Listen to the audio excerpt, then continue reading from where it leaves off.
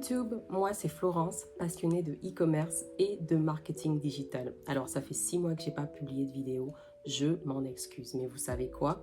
Dans les prochaines semaines, je vais faire un maximum pour publier 2 vidéos par semaine. Alors on va faire ce challenge ensemble et j'espère que je vais pouvoir le tenir avec vous. Aujourd'hui, on va discuter des différences fondamentales entre le e-commerce en Afrique et le e-commerce tel qu'on le pratique ailleurs en Occident, France, États-Unis, Belgique, Angleterre. Ces différences sont fondamentales à comprendre quand on vit en Occident mais qu'on veut lancer un business en Afrique. La première différence fondamentale entre le e-commerce en Occident et le e-commerce en Afrique est que le client est plutôt habitué au paiement à la livraison. E-commerce en Amérique, en Europe, on achète sur un site, on paye par carte, on est livré.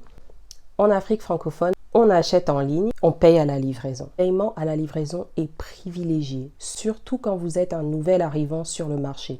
Il est très difficile de se démarquer en demandant le paiement à l'avance. C'est mieux de le faire une fois que vous avez bâti une communauté solide qui vous fait entièrement confiance. La deuxième différence, la majorité des personnes pour finaliser un achat veulent parler à un individu et ne veulent pas juste mettre dans le panier et check out. Que la majorité des boutiques en ligne opèrent via Facebook, Instagram ou même juste WhatsApp. Et éventuellement, une fois que vous vous êtes fait une certaine renommée, vous pouvez maintenant avoir un site web.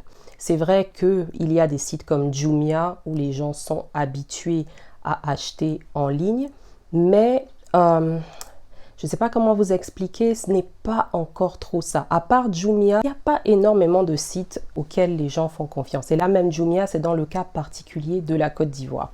Si on prend des cas comme le Gabon par exemple, on n'a pas de Jumia. Les gens ont besoin de tisser une relation de confiance avec vous et les transactions sont toujours finalisées par message.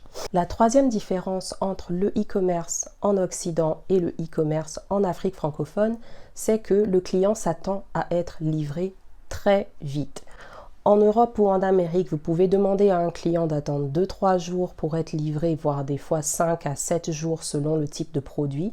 En Afrique francophone, l'attente est de se faire livrer dans l'heure qui suit ou le même jour. C'est très difficile que le client accepte de se faire livrer au-delà de ça. En plus, s'il a payé à l'avance, vous êtes certain qu'il n'acceptera pas de se faire livrer à plus de 3-4 jours. Les transactions sont très instantanées. Dès que le client a vu un article, il vous contacte et si vous pouvez livrer dans l'heure qui suit, c'est l'idéal. Je me suis dit que ces différences pourraient aider tous les e-commerçants qui ne sont pas sur le pays à comprendre un peu le marché local. Donc merci, à la prochaine et surtout n'oubliez pas, abonnez-vous.